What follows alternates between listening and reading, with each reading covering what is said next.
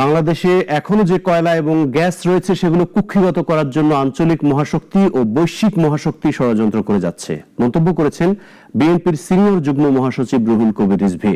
রাজধানীর গুলশানে বিএনপির প্রয়াত চেয়ারপারসন বেগম খালেদা জিয়ার সংগ্রামী জীবন ও কর্মের ওপর বগুড়া মিডিয়া অ্যান্ড কালচারাল ফোরামের আয়োজনে আলোকচিত্র প্রদর্শনীর উদ্বোধনকালে তিনি এসব কথা বলেন।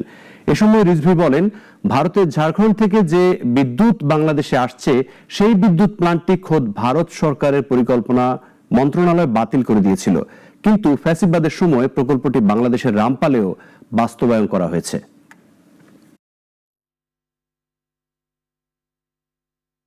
আমাদের এখনো প্রচুর গ্যাস আছে, আমাদের এখনো কয়লা আছে। এটা অনেকে নিতে চায় নানাভাবে, জোর করে, দখল করে। অনেক আঞ্চলিক প্রভু আছেন, বৈশ্বিক প্রভু আছেন।